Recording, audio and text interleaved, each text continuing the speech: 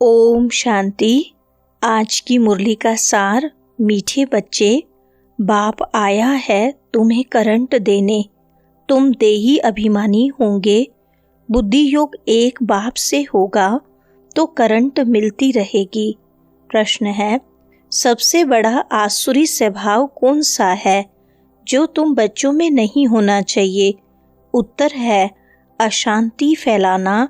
यह है सबसे बड़ा आसुरी स्वभाव। अशांति फैलाने वाले से मनुष्य तंग हो जाते हैं। वह जहाँ जाएंगे वहाँ अशांति फैला देंगे। इसलिए भगवान से सभी शांति का वर मांगते हैं। सुनते हैं मुख्य पॉइंट्स। पहली पॉइंट, यह कहानी है दीवे और तूफान की। सिकी लदे बच्चों ने गीत की लाइन सुनी।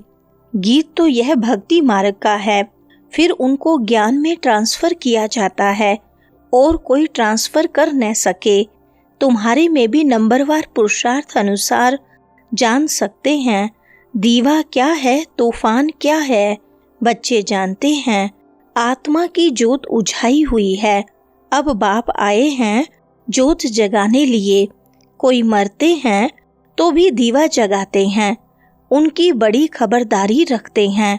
समझते हैं दीवा अगर बुझ गया तो आत्मा को अंधियारे से जाना पड़ेगा, इसलिए दीवा जलाते हैं। दूसरी पॉइंट, सब आत्माओं की जोत उझाई हुई है। सबसे जास्ती जोत तुम्हारी उझाई हुई है। खास तुम्हारे लिए ही बाप आते हैं। तुम्हारी जोत उझा गई है।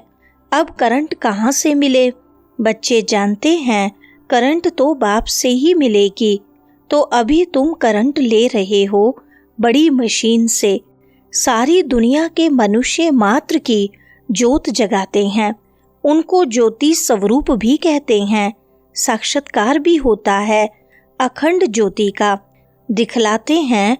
अर्जुन ने कहा, मैं तेज सहन नहीं कर सकता हूँ, बहुत करंट है। मूल बात बाप समझाते हैं। बुद्धि योग बाप से लगाओ, देही अभिमानी बनो। तीसरी पॉइंट, लिबरेट करना और पावन बनाना दोनों का अर्थ अलग अलग है। जरूर कोई से पतित बने हैं तब कहते हैं बाबा आओ आकर लिबरेट भी करो, पावन भी बनाओ। अब बाप ने समझाया है यहाँ शांति में तो रह नहीं सकते। शांति तो है ही शांति धाम में।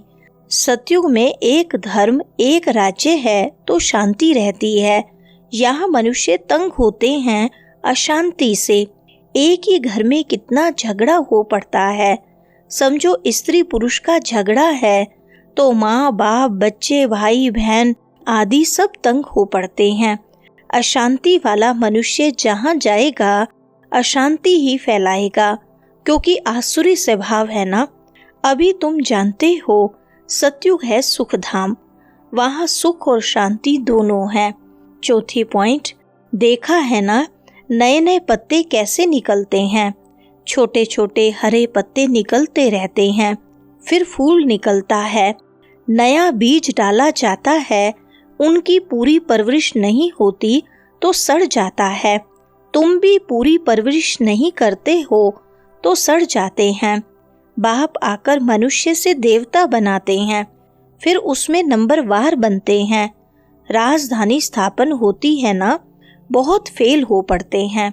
पांचवी पॉइंट, बच्चों की जैसी अवस्था है ऐसा प्यार बाप से मिलता है।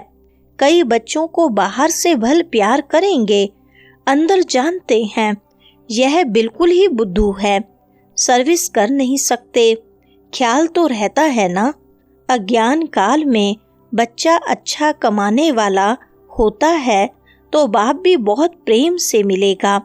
कोई इतना कमाने वाला नहीं होगा तो बाप का भी इतना प्यार नहीं रहता। तो यहाँ भी ऐसे है।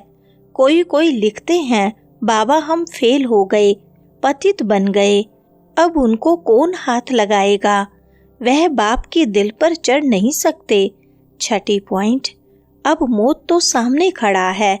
पुरानी दुनिया का अब अंत है। माया का पोंप कितना है, इसलिए मनुष्य समझते हैं यह तो स्वर्ग है। एरोप्लेन, बिजलियां आदि क्या क्या है? यह है सब माया का पोंप। अब यह सब स्वर्ग में कैसे आएंगे? जरूर जानकारी वाला चाहिए ना। तुम्हारे पास बहुत अच्छे अच्छे कारीगर लोग भी आएंगे। वह राजाई में तो आएंगे नहीं, फिर भी तुम्हारी प्रजा में आ जाएंगे। इंजीनियर आदि सीखे हुए अच्छे अच्छे कारीगर आएंगे।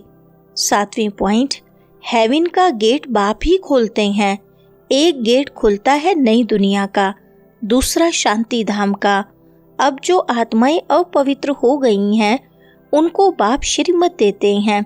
अपने को आत्मा समझो, मुझे याद करो तो तुम्हारे पाप कट जाएं। अब जो जो पुरुषार्थ करेंगे तो फिर अपने धर्म में ऊंच पद पाएंगे। पुरुषार्थ नहीं करेंगे तो कम पद पाएंगे। अच्छी अच्छी पॉइंट्स नोट करो तो समय पर काम आ सकती है। 8वीं पॉइंट, बोलो शिव बाबा का एक्यूपेशन हम बतलाएंगे। तो मनुष्य कहेंगे यह फिर कौन है जो गॉड फादर शिव का एक्यूपेशन बताते हैं? बोलो जरूर हमको गॉड फादर ने बताया है, तब आपको बताते हैं। सन शोज फादर। यह भी समझाना चाहिए, आत्मा बिल्कुल छोटा स्टार है। इन आंखों से उनको देखा नहीं जाता है। दिव्य दृष्टि से साक्षात्कार हो सकता है। बाप भी ऐसी ही बिंदी है। उनको सुप्रीम सोल कहते हैं। सोल एक जैसा ही है, परंतु वह सुप्रीम है, नॉलेजफुल है, ब्लिसफुल है, लिबरेटर और गाइड है। 9वीं पॉइंट, इनको एडम भी कहा जाता है। एडम है पहला आदमी। मनुष्यों का सिजरा है ना, यह माता पिता भी बनते हैं। इनसे फिर रचना होती है पुराना परंतु अडोप्ट किया है। नहीं तो ब्रह्मा कहाँ से आया? ब्रह्मा के बाप का नाम कोई बताए?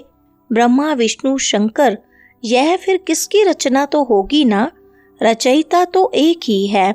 बाप ने तो इनको अडोप्ट किया है। यह इतने छोटे बच्चे बैठ सुनाएं तो कहेंगे यह तो बहुत बड़ी नॉलेज है। 10वीं पॉइंट, जिन बच्चों को अच्छी धारणा होती है उन्हें बहुत खुशी रहेगी। कोई समझने वाला नहीं होगा तो उबासी देता रहेगा। कमाई के समय कभी उबासी नहीं आती है। ग्राहक नहीं होंगे, धंधा ठंडा होगा तो उबासी आती रहेगी। यहाँ भी धारणा नहीं होती है। कोई तो बिल्कुल समझते नहीं है, क्योंकि देह अभिमान है। देही अभिमानी हो बैठ नहीं सकेंगे। कोई ना कोई बाहर की बातें याद आ जाएंगी। पॉइंट्स आदि भी नोट नहीं कर सकेंगे। शुरूर बुद्धि झट नोट करेंगे। यह पॉइंट्स बहुत अच्छी हैं। 11वीं पॉइंट, सेंसिबल टीचर की नज़र सब तरफ फिरती रहती है। तब तो सर्टिफिकेट देते हैं पढ़ाई का, मैनर्स का सर्टिफिकेट निकालते हैं। कितना एब्सेंट रहा वह भी निकालते हैं। यहाँ तो भल प्रेजेंट होते हैं, परंतु समझते कुछ नहीं, धारणा होती नहीं। कोई कहते हैं बुद्धि डल है, धारणा नहीं होती। बाबा क्या करेंगे? यह तुम्हारे कर्मों का हिसाब किताब है। बाप तो तदबीर एक ही कराते हैं। तुम्हारी तकदीर में नहीं है तो क्या करेंगे?